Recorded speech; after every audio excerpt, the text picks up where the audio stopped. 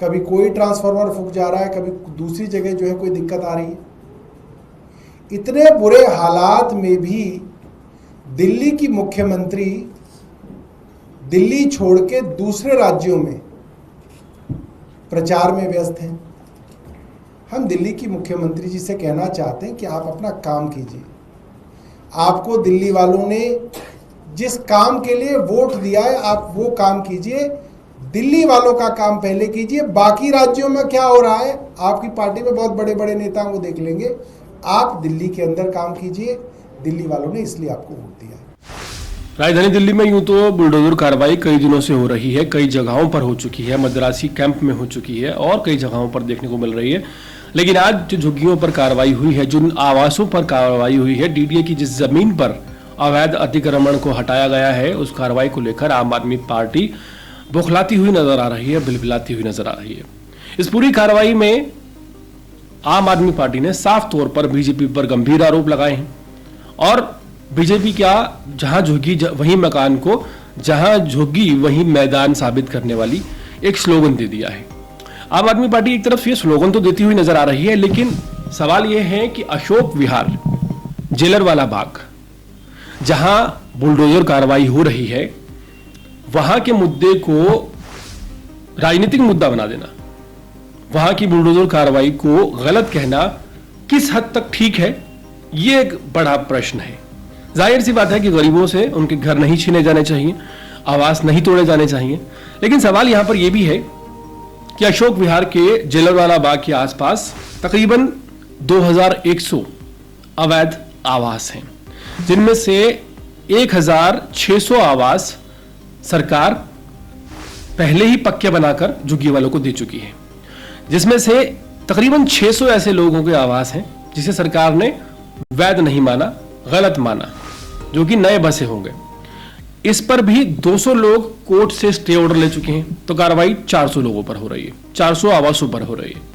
अब सवाल यह बनता है कि अगर आप एक झुग्गी के पास एक बहुमंजिला इमारत बनाकर वहां के रहने वाले लोगों को दे देते हैं, 2100 लोग हैं, 1600 लोगों को वो आवास मिल जाता है, तो अब आखिर आप लोग क्या चाहते हैं? एक बहुत बड़ा सवाल है। कहने के लिए हाय तौबा मचाना बहुत आसान बात है, लेकिन सवाल है कि क्या हाय तौबा मचाने से एक समस्या का समाधान निकल आएगा? अगर 2100 में से 1600 लोगों को आवास मिल चुके हैं, बाकियों का केस चल रहा है, उसमें भी शायद आगे सरकार बाकी लोगों को दे सकती है, तो बवाल किस लिए है? और सबसे बड़ी बात यह है कि अगर सरकार यूं ही बहुमंजिला इमारतें बनाती रही और झुग्गी वाले वहीं बसे रहे, तो फिर सरकार का बहुमंजिला इमारतें बनाने का फायदा क्या है? यह आज की प्रक्रिया नहीं है। पिछले एक लंबे समय से जो झुग्गियों में बसे हुए लोग हैं, उनमें से ज्यादातर लोग, मैं सभी की बात नहीं कर रहा, ऐसा ही करते हैं कि जब झुग्गी वालों को आवास दे दिया जाता है, तो वो आवास या तो किसी को बेच दिया जाता है या किसी को रेंट पर दे दिया जाता है और वापस से आकर ये लोग वहीं झुग्गियों में बस जाते हैं। तो सवाल ये है कि आखिर इस समस्या का क्या समाधान है? अगर इसी तरह से सरकारें बार बार झुकती रही, झुग्गियों को आगे अलॉट किया जाता रहा, रेंट पर दिया जाता रहा, आवास मिलने के बावजूद भी अगर लोग आवास में ना रहकर झुग्गी में रहना पसंद करेंगे, तो फिर अगर एक शहर की बात की जाए, एक राजधानी की बात की जाए, तो उसे साफ कैसे किया जाएगा? एक प्रॉपर डेवलपमेंट प्लान कैसे बनाया जाएगा? किस तरह से एक शहर को आप कह सकते हैं सुंदर आप बना सकते हैं? क्योंकि झुग्गियां तो आप समझते ही हैं कि अपनी मनमर्जी के हिसाब से रहने लायक तो होती नहीं है। तो सवाल ये है कि अगर 2100 में से 1600 लोगों को आवास मिल चुका है, 200 का स्टे आ चुका है, 400 लोगों पर कार्रवाई हो रही है और मुख्यमंत्री रेखा गुप्ता पहले ही कह चुकी हैं कि जहां रेल की पटरियां हैं वहां पर झुग्गियां अलाउड नहीं की जा सकती, तो आखिर गलत क्या है और इस पर राजनीति होनी चाहिए या ना होनी चाहिए?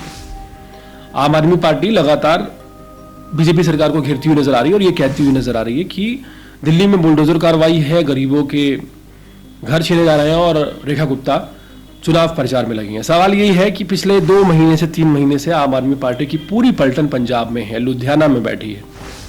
आप खुद जाकर देखिए, सत्येंद्र जैन, मनीष सिसोदिया, अरविंद केजरीवाल, चुनाव दिल्ली के हारने के बाद उन्होंने पीछे मुड़कर नहीं देखा।